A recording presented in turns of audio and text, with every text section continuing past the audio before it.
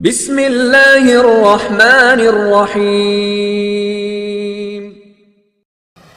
اما بعد قال الحکیم فی قرآن الکریم بسم اللہ الرحمن الرحیم انما المؤمنون اخوة فاصلحوا بین اخویکم واتقوا اللہ لعلکم ترحمون صلوات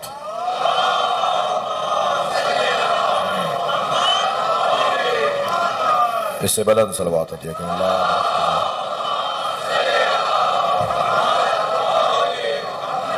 سورہ مبارکہ حجرات آیت نمبر 10 ادھر جگہ ہے سیدھے ہاتھ پہ اندر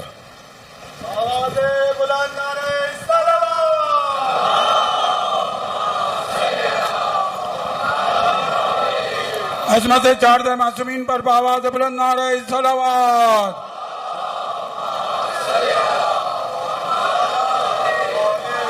بالتحقیق انما المؤمنون اخوہ، بالتحقیق مومن کا بھائی ہے.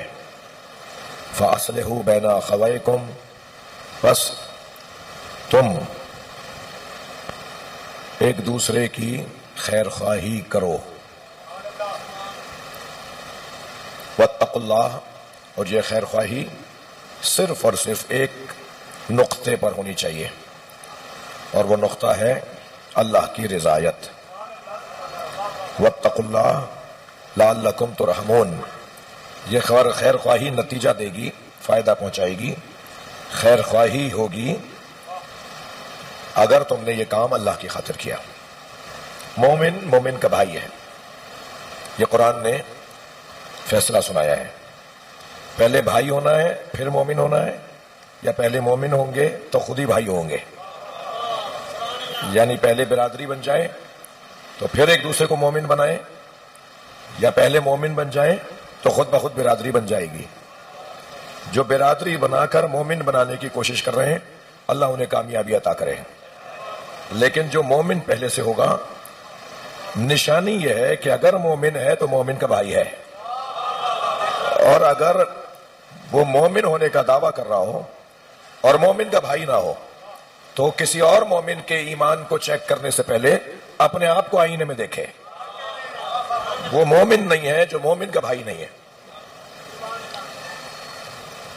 میں اگر آج کی اس مجلس میں سیدھا سا ان بچوں اور جوانوں کی خاطر، یعنی کم سنوں کی خاطر کہہ دوں، ہمیں یعنی دعوی ایمان کرنے والوں کو ایک دوسرے سے سچا ہونا پڑے گا. اگر ایک دوسرے سے سچے نہیں ہوں گے، آپ میرے گلے پہ نہیں جائیں، میرے جملوں پہ جائیں. صلوات پڑھیں ذرا محمد. اگر ہمیں ایک دوسرے سے سچا ہونا ہوگا، اصل میں ہو نہیں سکتا کوئی مومن ہو وہ مومن سے سچا نہ ہو. اس لیے کہ یہ طے ہو چکا گزشتہ کئی مجلسوں میں کہ مومن کے لیے ایسے ہے جیسے ایک ہاتھ دوسرے ہاتھ کے لیے. صلوات پڑھیں محمد عالم. جب ایک ہاتھ دوسرے ہاتھ کو مدد کر رہا ہوتا ہے، ہمارا ہر کام ایک ہاتھ نہیں کر پاتا. ہاتھ پورے بدن کی توانائی اور طاقت کا ترجمان ہوتا ہے. ہمارے بدن کی قدرت، ہمارے بدن کی توانائی ہمارے ہاتھ سے ظاہر ہوتی ہے، نہ زبان سے، نہ آنکھوں سے، نہ کانوں سے، نہ پیروں سے. ہمارے بدن کی توانائی ہمارے ہاتھوں سے ظاہر ہوتی ہے. مملکت بدنیہ کا ترجمان ہاتھ ہوتا ہے، بلکہ قدرت بدنیہ کا ترجمان ہاتھ ہوا کرتا ہے. اگر کسی کو یہ بات اتر جائے، سمجھ میں آ جائے کہ قدرت بدنیہ کا ترجمان ہاتھ ہوتا ہے، تو مولا علی کا ید اللہ ہونا سمجھ میں آ جائے گا.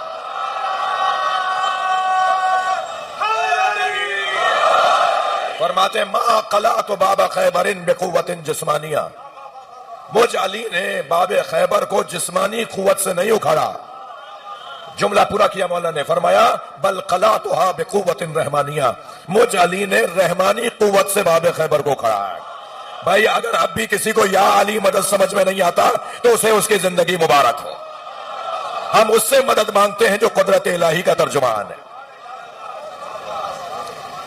قدرت پروردگار جس کے ذریعے ظاہر ہو رہی ہے وہ ہے ید اللہ.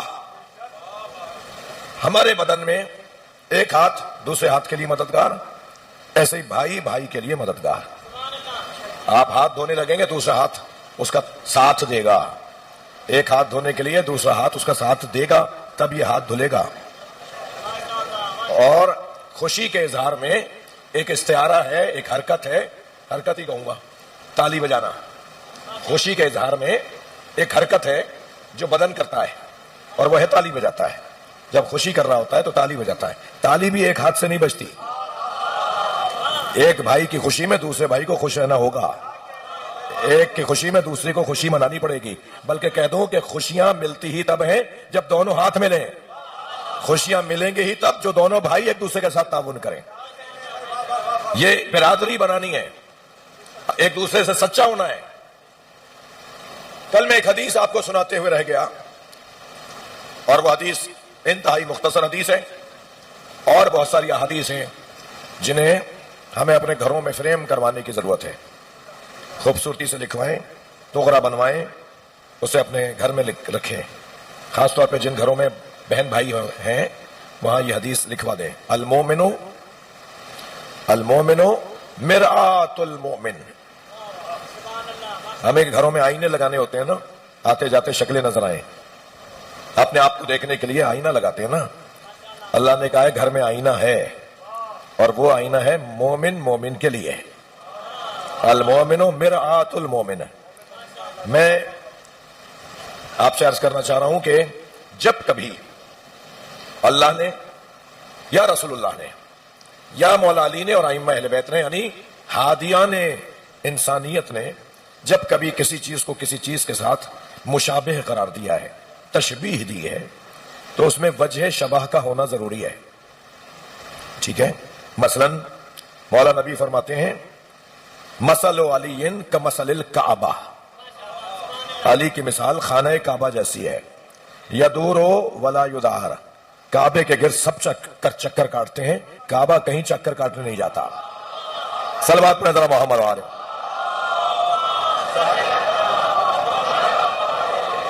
ایک اور بلند صلوات.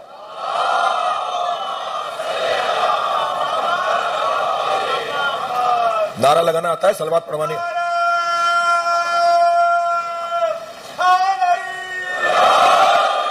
ساتھ دینا میرا, تھوڑا تعاون کریں نا.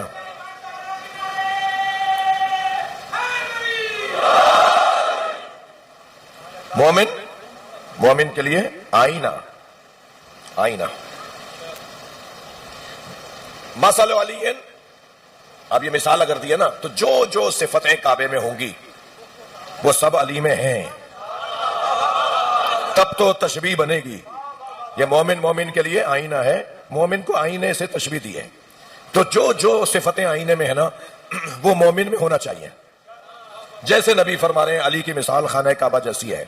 تو کعبے میں قرآن میں جتنی آیتیں کعبے کے بارے میں آئی ہیں, میں آپ کو اطمینان کے ساتھ کہہ رہا ہوں, وقت کی تنگی ہے, اس وقت میرا مضمون نہیں ہے یہ, لیکن کوشش کرتا ہوں ایک دو مثالیں دے دوں. جتنی بھی صفتیں خانہ کعبہ کی قرآن میں اللہ نے بیان کی ہیں وہ ساری علی میں ہیں. میں اگر یوں کہہ دوں کہ کوئی مسلمان نہیں ہو سکتا جب تک کہ وہ حیدری نہ ہو.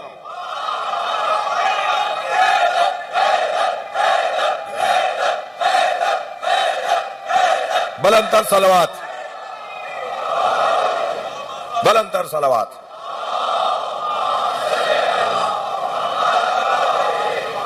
مثلا قرآن مجید میں خانہ کعبہ کی جو صفات بیان ہوئی ہیں, مثلا بیان ہوا ان اول بیت وضع للناس للذی ببکۃ مبارکا وہدی للعالمین فیہ آیات بینات مقام ابراہیم ومن دخلہ کان آمنا وللہ علی الناس حج البیت من استطاع الیہ سبیلا. 7ویں 8ویں صفت سنا رہا ہوں.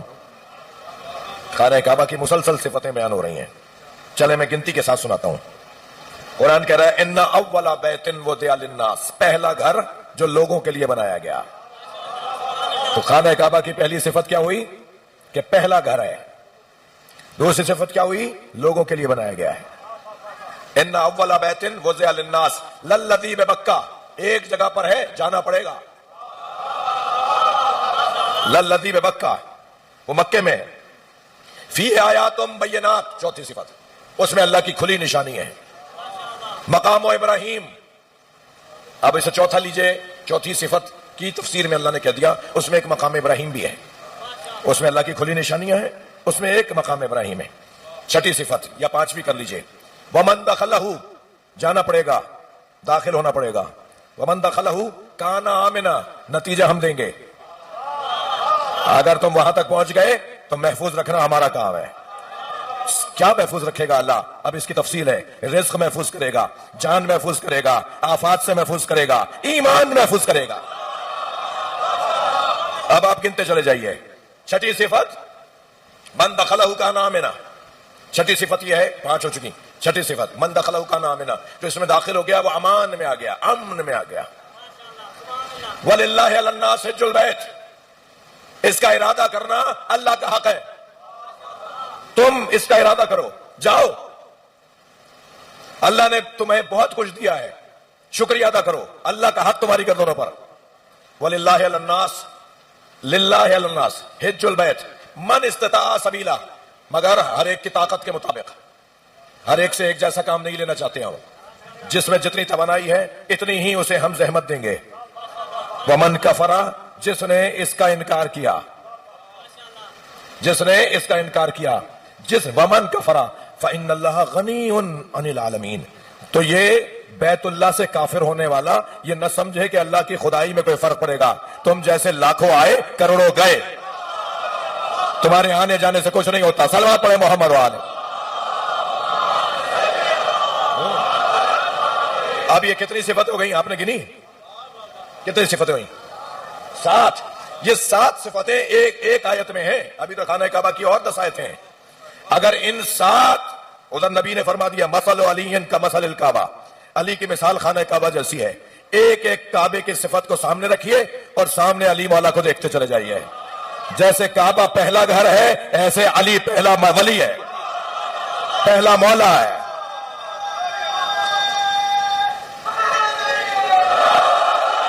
اولا بیتن، جیسے وہ پہلا گھر ایسے یہ پہلا مولا۔ وضع للناس، جیسے وہ سب کے لیے ہے ایسے ہی علی شیعوں کے نہیں ہے، ایسے ہی علی شیعوں کے نہیں ہے، شیعہ علی کا ہے۔ تھوڑا گردن ہلا دو خدا کے واسطے، ہے شیعہ علی کا ہے۔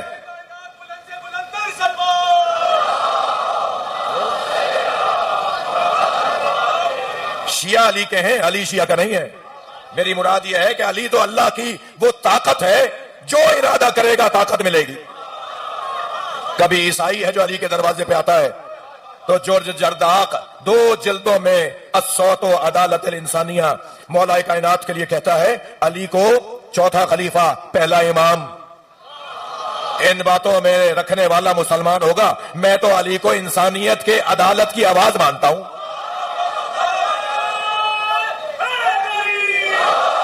صلوات پڑھے محمد و آلہ وسلم۔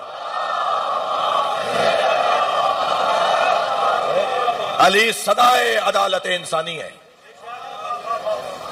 علی عدالت انسانی کی آواز ہے۔ وہ کہتا ہے میں علی کو ایسے دیکھتا ہوں۔ تو اب یہ ساری تشبیہات آپ میرے ساتھ ہیں۔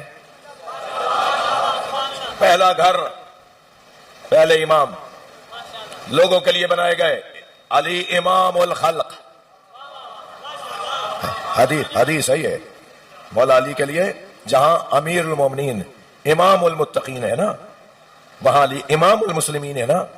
مولا علی کے لیے نبی نے کبھی فرمایا امام المسلمین، کبھی فرمایا امام المتقین، کبھی فرمایا امام المومنین، امیر المومنین، کبھی مولا علی کے لیے فرمایا امام الخلق، کبھی فرمایا امام الامہ، کبھی فرمایا امام امتی، کبھی فرمایا علی امام امت ہے میری زندگی میں بھی اور میرے جانے کے بعد بھی۔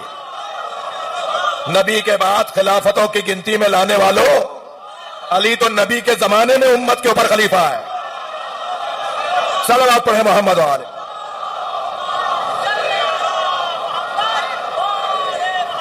ہاں، پہلے امام، انسانیت کے امام۔ آپ کی توجہ میرے ساتھ ہے تو ایک اور ہدیہ لے لیجئے، میں تو بھائی یہی کر سکتا ہوں، ایک اور ہدیہ لے لیجئے۔ جتنا فرق امام الخلق، امام الامہ، امام المسلمین اور امام جماعت میں ہے، اتنا ہی فرق علی میں اور سارے صحابہ میں ہے. ہاں بھائی 2 رکعت نماز پڑھانے کی دلیل لانے والوں،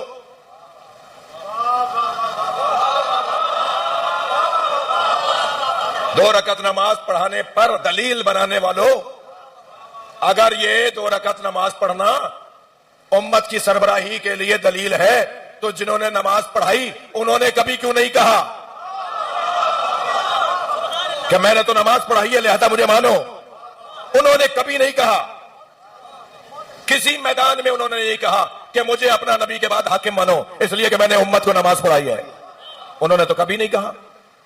آج 1400 سال کے بعد یہ دلیل بنا رہے ہو اور بھول جاتے ہو کہ ابھی کچھ دیر پہلے کہہ رہے تھے صلو خلف کل امام برا اور فاجرا، کسی کے پیچھے بھی نماز پڑھ لو چاہے وہ پڑھانے والا نیک ہو یا برا. جب کسی کے پیچھے بھی نماز پڑھی جا سکتی ہے تو پھر یہ معیار کہاں ہوا خلافت کے لیے؟ صلوات پڑھے محمد و آل محمد اور بلند صلوات نبی کی ذات پر.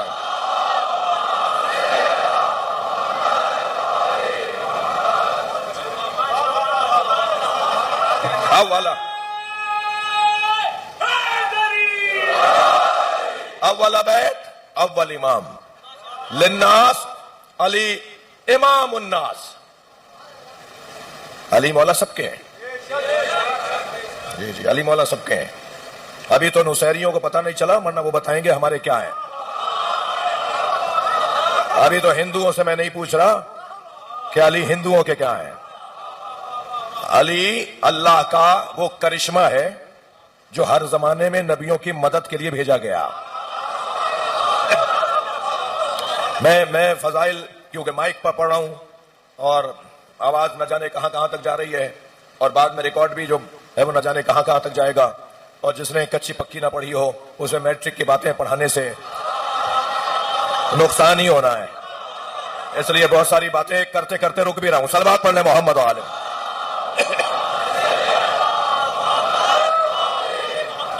کیا ہے مولا کا وجود؟ علی مولا کیا ہے؟ پہلے امام لوگوں کے لیے للذی بکا. علی کے پاس جانا پڑے گا. کوئی مرکز ہے، کوئی وجود ہے؟ جی جانا پڑے گا، تمہیں ڈھونڈنا پڑے گا، حاصل کرنا پڑے گا. علی کو ڈھونڈنے والا ڈھونڈنے سے ڈھونڈتے ڈھونڈتے ولی بنتا ہے. یہ جتنے بھی دنیا میں اللہ کے ولی ہیں نا یہ پہنچے ہی علی تک ہے. جتنے بھی دنیا میں اللہ کے ولی ہیں یہ پہنچے ہی مولا علی تک ہیں. یہ مولا علی تک پہنچ گئے، مطمئن ہو گئے اللہ مل گیا. اس لیے کہ علی باب اللہ ہے، علی اللہ کا دروازہ ہے، علی اللہ کے پاس آنے جانے کا رستہ ہے. یہ جب مولا علی تک پہنچ جاتے ہیں تو کہتے ہیں ہم اللہ تک پہنچ گئے. جی علی مولا تک پہنچتے ہیں تو کہتے ہیں اللہ تک پہنچ گئے. صرف ایک سلسلہ ہے نقشبندیہ جو کہتا ہے کہ وہ حضرت ابوبکر تک جاتا ہے. 11 سلسلوں میں صرف ایک سلسلہ ہے مولانا کہ جو حضرت ابوبکر تک جاتا ہے، باقی 10 کے 10 مولا علی تک. تو 11واں جو سلسلہ، اچھا جتنے زیادہ مولائی آپ کو نقشبندی ملیں گے نا، ایسا ہی ہے. یہ میرے چند سنی بھائی بھی یہاں تشریف فرمائے، میں ان سے گواہی لے رہا ہوں. جتنے زیادہ آپ کو صوفیوں میں مولائی آپ کو نقشبندی ملیں گے نا، مجھے نہیں پتا کسی اور کا، مگر نقشبندیوں کو میں جانتا ہوں کہ کتنے مولائی ہیں. وہ جو حضرت ابوبکر تک جاتے ہیں نا، دنیا کہہ رہی ہے کہ ان کا سلسلہ تو جا کے حضرت ابوبکر تک رک جاتا ہے اور وہ نقشبندی کہلاتے ہیں. تو خود حضرت ابوبکر سے پوچھیں آپ کا سلسلہ کہاں جاتا ہے؟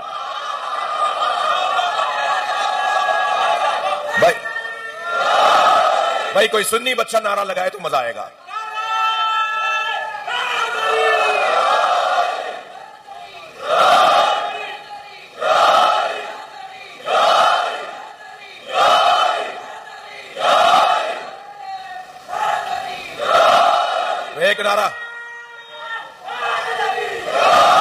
ایک نعرہ لگائے سنی شیعہ.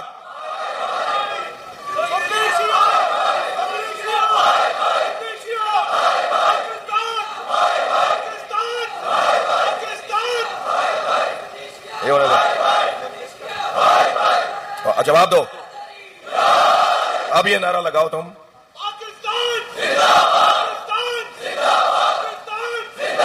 نعرہ حیدری.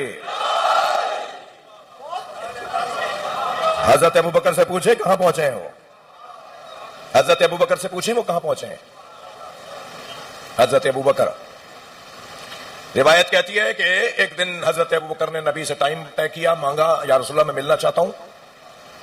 جب گھر میں داخل ہوئے تو فسمع صوت عائشہ عالیہ وقالت، صلوات پڑھیں محمد وعلیہ.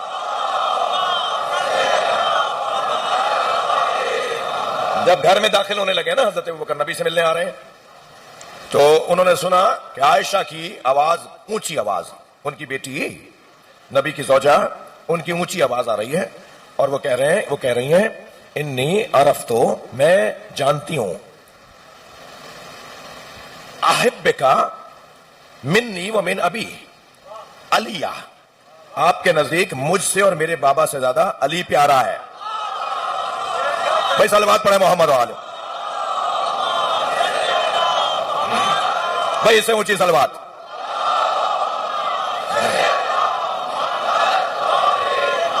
تو جیسے ہی حضرت ابوبکر گھر میں داخل ہوئے تو یہاں تک کی روایت ہے کہ حضرت نے ہاتھ اٹھایا اور فرمایا میں سن رہا ہوں تم نبی سے اونچی آواز میں بات کر رہی ہو. بیٹی ہے نا، ہاتھ اٹھایا، سرکار نے ہاتھ روک دیا.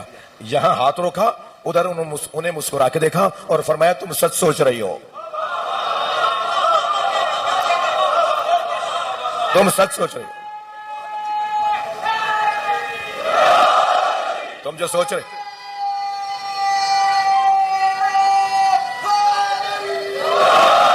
اے عائشہ تم صحیح سوچ رہی ہو، میں سب سے زیادہ علی سے پیار کرتا ہوں.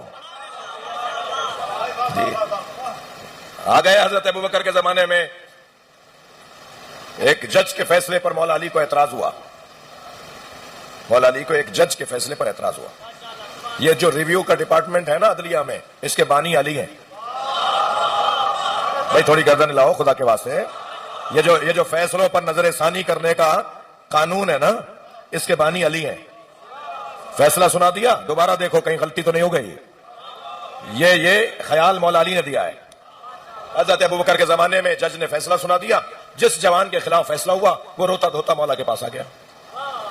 اور وہ جوان کیونکہ یتیم تھا، یتیموں سے تو علی کا پیار دیدہ نہیں ہے. ہاں، مسکینوں سے اور یتیموں سے علی مولا کا پیار دیدہ نہیں ہے.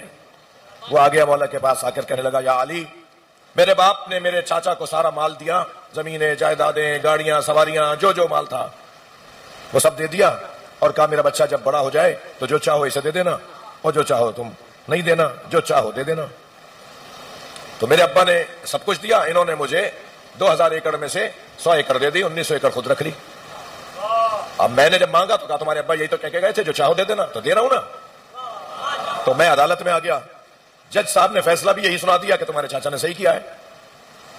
مولا سے کہنے لگا مولا یہ کہاں صحیح ہوا ہے میرے ساتھ؟ اچھا میں آپ سے پوچھ رہا ہوں یہ صحیح ہوا ہے؟ بھائی پیسہ تو اس کے باپ کا تھا نا. چاچا کو ٹھیک ہے اگر یہ راضی ہو کے کچھ دے دیتا، چاچا آپ نے بہت محنت کی، کچھ آپ بھی رکھ لیجئے، مگر سب دینا تھا نا اس کو. تو مولا نے فرمایا چلو میرے ساتھ. پہلے تو حضرت ابوبکر کے پاس جا کے کہا ذرا جج صاحب کو بلائیے، آپ نے جو فیصلہ کیا ہے اسے نظر ثانی کریں، یہ فیصلہ صحیح نہیں ہے. اس نے کہا علی اس سے روشن فیصلہ کیا ہوگا؟ اس کا باپ کہہ کے گیا جو چاہو دے دو، تو جو اس نے دیا وہ دے دیا، باپ بھی یہی کہہ کے گیا. مولا نے فرمایا نہیں، جو یہ رکھ رہا ہے اسے چاہتا ہے، جو دے رہا ہے، جو دے رہا ہے اسے نہیں چاہتا. جو خود رکھ رہا ہے یہ اسے چاہتا ہے. جو خود رکھ رہا ہے وہ بھتیجے کو دے دے، جو بھتیجے کو دے رہا ہے وہ خود رکھ لے. سنیں گے حضرت ابوبکر نے کیا فرمایا؟ فوراً کہا لم تلد النساء مثل علی بن ابی طالب، کائنات میں کوئی عورت نہیں ہے جس نے علی جیسا بچہ جنا ہو. ہے ادھر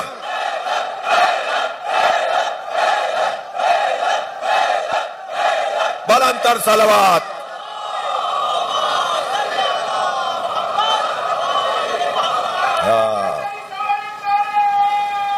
ماشاء اللہ.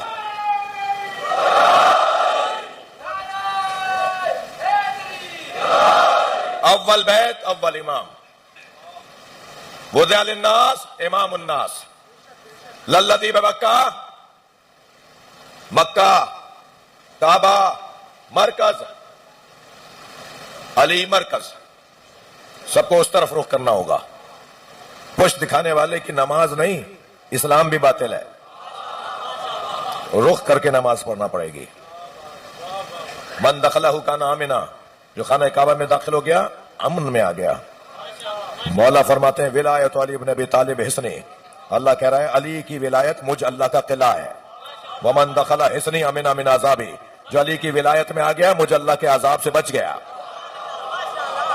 آپ جوڑتے چلے جائیے، میرا پسندیدہ مضمون ہے، مگر دن گریہ اوزاری کے اور پرسے کے بھی ہیں، اس لیے مجھے اس وقت کا بھی احساس رکھنا ہے۔ جوڑتے چلے جائیے فضائل۔ یہ جو تشبیہ کل پہ بات جا رہی ہے، یہ جو تشبیہ نبی نے استعمال کی ہے نا، مثل علی ان کا مثل الکعبہ، تو جتنی بھی کعبے میں صفتیں ہیں وہ سب علی مولا میں ہونی چاہیے۔ چھوڑ دی میں نے، یہ طویل بحث، طویل لذیذ گفتگو ہے، لذیذ گفتگو ہے۔ آپ کے چہروں کی بشاشت بتا رہی ہے آپ مولا کا ذکر سننا چاہتے ہیں، اور میرا دل کہہ رہا ہے کہ یہی تو ذکر ہے جو کرنے کا ہے۔ وہ مجلس ہی کیا جیسے مجلس کی زینت علی کے ذکر سے نہ بنے۔ سرکار ایسی مجلس پسند ہی نہیں کرتے، نبی ایسا اجتماع پسند ہی نہیں کرتے جس میں علی مولا کی بات نہ ہو۔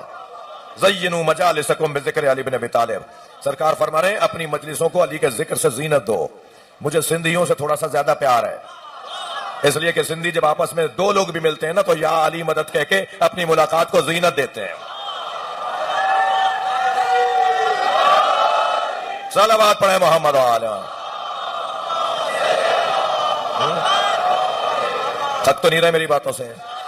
تو جیسے سرکار نے فرمایا علی کی مثال خانہ کعبہ جیسی ہے، ایسے ہی فرمایا المؤمن مرآت المؤمن، مومن مومن کا آئینہ ہے۔ اب آئینے کی میں نے تو 20 صفتیں ڈھونڈی ہیں، آئینے میں 20 صفتیں ہیں، 20 اس کے کردار ہیں، 20 کیفیتیں ہیں، ٹھیک ہے؟ کیا یہ بات ہو جائے کہ کل جوان کل کی مجلس میں آنے سے پہلے سوچ کر آئے، اور جب میں بیان کر رہا ہوں گا تو آپ کو زیادہ لطف آئے گا۔ اور اگر آپ سوچ کر آ گئے نا کہ مومن کہ آئینے میں یہ صفت بھی ہے، آئینے میں یہ کیفیت بھی ہے، آئینے میں یہ بھی ہوتا ہے، آئینے میں یہ بھی ہوتا ہے، تو جو آپ سوچیں گے نا وہ سب مومن میں ہوتا ہے، وہ سب مومن میں ہونا چاہیے، اگر نہیں ہوتا تو ہونا چاہیے۔ تو آئینے کی صفات کو نبی نے جب کہہ دیا المومن مرآت المومن، مومن مومن کا آئینہ ہے، ٹھیک ہے؟ تو کل کے اوپر بات جا رہی ہے کہ سوچئے گا کہ مومن مومن کے لیے آئینہ کیسے ہے۔ اللہ کی صحت و سلامتی کے لیے اور تمام مومنین کی حاضریاں فاطمہ الزہرا کی بارگاہ میں قبولیت کا درجہ پا جائیں، اور جو اس پر شہداء پہ اپنی نوکریاں جان دے ہیں اللہ سمیت تمام کی نوکریاں فاطمہ الزہرا کی بارگاہ میں قبولیت کا درجہ پا جائے، اس نیت کے ساتھ دل کی گہرائیوں سے جہاں تک آواز جا رہی ہے بلند سے بلند صلوات۔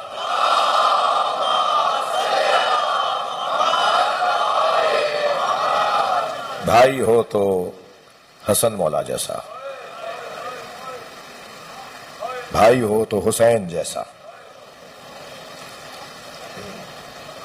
کربلا بھائیوں کی آبرو بڑھانے کی جگہ ہے۔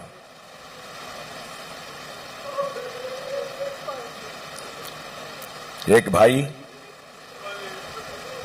مدینے میں رہ گیا، اور جو رہ گیا نا اس نے ایک خط لکھ کر دیا ہے، اور وہ خط بھائی کی مدد کے لیے لکھ کر دیا ہے۔ اجرکم اللہ، اجرکم اللہ۔ جب امام حسن کو زہر دیا گیا نا، اور اس زہر کے اثر سے امام کے جگر کے ٹکڑے باہر آ رہے تھے، امام کو قے آئی، اور قے سے امام کے جگر کٹ کٹ کے باہر آیا۔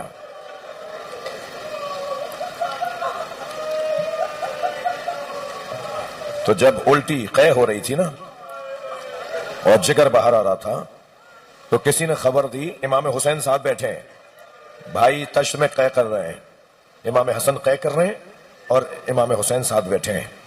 تو کسی نے خبر دی کہ زینب آ رہی ہے، تو امام حسن نے فرمایا بھائی حسین یہ تشت اٹھا لو، زینب برداشت نہیں کر پائے گی۔ میں ہاتھ جوڑ کر مولا کے قدموں میں سر رکھ کے کہوں گا مولا آپ کی بہن کا بڑا حوصلہ ہے، بڑا حوصلہ ہے زینب کبریٰ کا، اجرکم اللہ۔ جب جناب یہ لائٹ بند رہنے دو، جب جناب زہرا پہ دروازہ گر رہا تھا نا تو نبی نہیں تھے دیکھنے کے لیے، اور جب جناب زہرا پر ہاتھ اٹھایا جا رہا تھا نا تو نبی نہیں تھے دیکھنے کے لیے، اور جب مولا علی پہ ضربت ماری گئی تو جناب زہرا نہیں تھی دیکھنے میں، انہوں نے نہیں دیکھا۔ اجرکم اللہ۔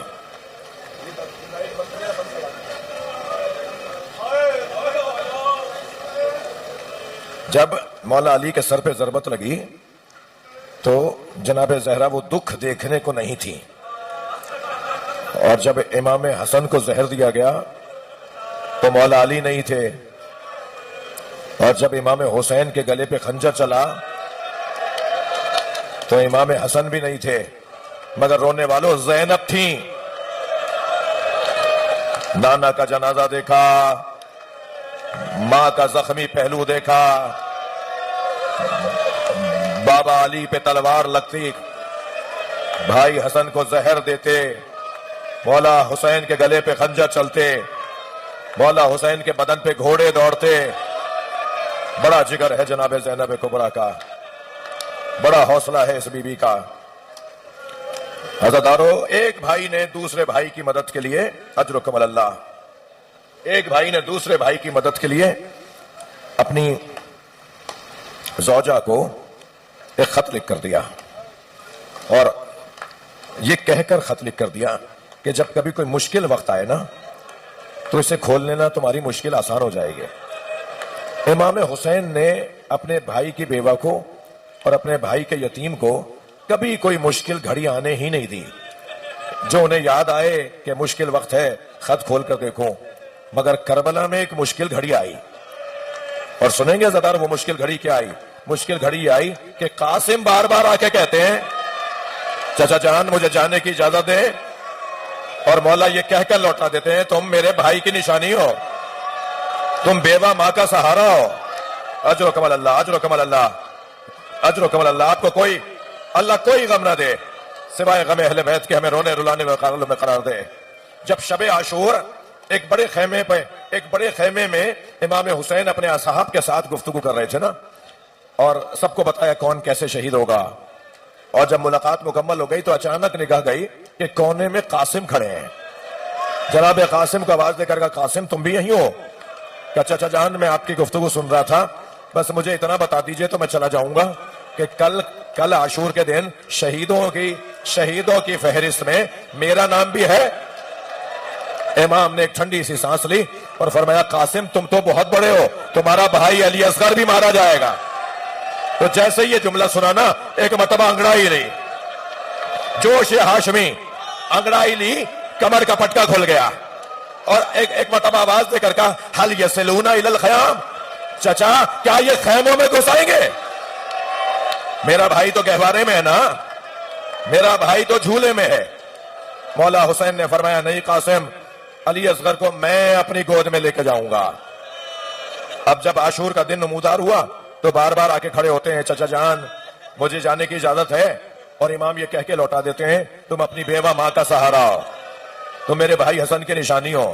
حضرت قاسم واپس آ جاتے ہیں۔ اب کی دفعہ تو ایسا ہوا کہ جناب ام فروا نے فرمایا قاسم اب خیمے میں نہ آنا۔ تو آپ سے میں پوچھ سکتا ہوں کہ کتنی مشکل گھڑی ہے، ادھر چچا جانے کی اجازت نہیں دے رہے، ادھر ماں کہہ رہی ہیں جلدی جاؤ۔ ایک مرتبہ جناب ام فروا کو یاد آیا میرے شوہر نے مجھے خط لکھ کر دیا تھا جب مشکل گھڑی آ جائے تو کھول لینا۔ صندوق کو کھولا، خط نکالا، اس میں امام حسن نے امام حسین کے نام کچھ لکھا ہوا تھا۔ سنیں گے عزیزارو، اتنی خوش نظر آئی جیسے قاسم دولہا بننے جا رہا ہو۔ اجرکم اللہ، اجرکم اللہ۔ ماؤں کی بڑی آرزو ہوتی ہے نا اس کا جوان دولہا بنے، اس کا بچہ دولہا بنے، اس کے بیٹے کی شادی ہو۔ جیسے خوش کوئی ماں اپنے بیٹے کے دولہا بننے پہ ہوتا ہے نا، ایسے جناب ام فروا قاسم کے مرنے پہ خوش ہیں۔ خوشی خوشی وہ خط لے کر امام حسین کے پاس آئیں، بھائی یہ خط پڑھ لیجئے۔ امام حسین نے اپنے بھائی کی تحریر دیکھی، آنکھوں سے لگائی، بوسہ دیا، کھول کر پڑھا۔ اس میں لکھا تھا بھائی حسین کل کربلا میں نہیں رہوں گا، میری جانب سے میرے قاسم کو قبول کر لینا، اسے جانے کی اجازت دے دینا۔ سنیں گے گلے لگا کر اتنا روئے۔ آپ رو رہے ہیں نا، کوئی روک رہا ہے آپ کو؟ اپنی آواز امام حسین کی آواز میں ملائیں۔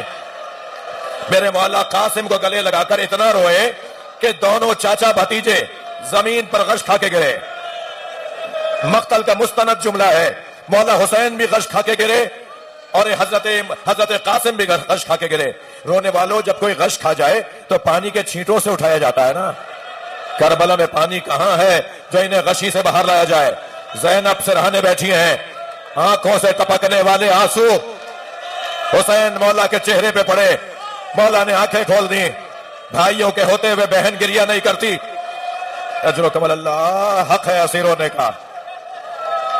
آواز دی، عباس آؤ قاسم کو تیار کرو، علی اکبر آؤ قاسم کو تیار کرو. عزادارو، کربلا میں کیسی شادی، کیسا نکاح، کیسی مہندی، کیسا صحرا. مگر میں ایک جملہ کہہ دوں، جب جناب قاسم کو تیار کر رہے تھے نا تو منظر وہی تھا کہ جب کسی خاندان میں دولہا بنایا جا رہا ہوتا ہے تو ایک طرف پھوپا کھڑا ہے، تو ایک طرف چاچا کھڑے ہیں، تو ایک طرف بڑا بھائی کھڑا ہے. آوازیں دے دے کے کہتے ہیں جن کی شادیاں ہو گئی ہیں وہ صحرے کی ڈوری باندھے ہیں. کوئی پیچ لگا رہا تھا، کوئی قاسم کے پٹکا باندھ رہا تھا. ایسا لگ رہا تھا جیسے سب مل کے دولہا بنا رہا. اور مولا حسین نے تحت الحنک کو کھول کے چہرے پہ نقاب لگا دی. قاسم کو اپنے ہاتھوں سے گھوڑے پر بٹھایا. قاسم گھوڑے پر بیٹھ کے روانہ ہوئے. میدان میں پہنچ کر ارزق شامی اور اس کے 3 پہلوان بیٹوں کو فنار کیا. جب بڑے بڑے پہلوانوں کو اس 11 سالہ جوان نے قتل کر دیا تو پھر دشمن نے یہی طے کیا کہ مل کر حملہ کرو. اب دشمن نے مل کر حملہ کیا. کوئی تیر مار رہا تھا تو کوئی نیزہ، کوئی گرز چبھ ہو رہا تھا تو کوئی تیر. ایک مرتبہ آواز آئی، قاسم تمہارے جوتے کا تسمہ کھل گیا. قاسم نے جھک کر دیکھا تو سر پہ گرز آیا. قاسم گھوڑے سے زمین کی طرف آئے. آواز دے کر کہا، چچا میری مدد کرو. حسین گھوڑے پہ بیٹھ کے دوڑے. تم نے میرے بھتیجے کو اکیلا سمجھا ہے. تلوار نکالی. یہاں کے گھوڑے وہاں، مشرق کے گھوڑے مغرب میں. حسین جب پہنچے لاشا پامال. میرے مولا نے لاشا اٹھایا. ایسا لگ رہا تھا جیسے دولہا کی بارات آ رہی ہو. ماں نے پڑھ کر استقبال کیا، مولا مجھے قاسم کا کرتا دے دو، میں اس کے بابا کی خبر پہ ڈالوں گی. اے مولا، میرے قاسم نے وفاداری کا حق ادا کر دیا. یا حسین.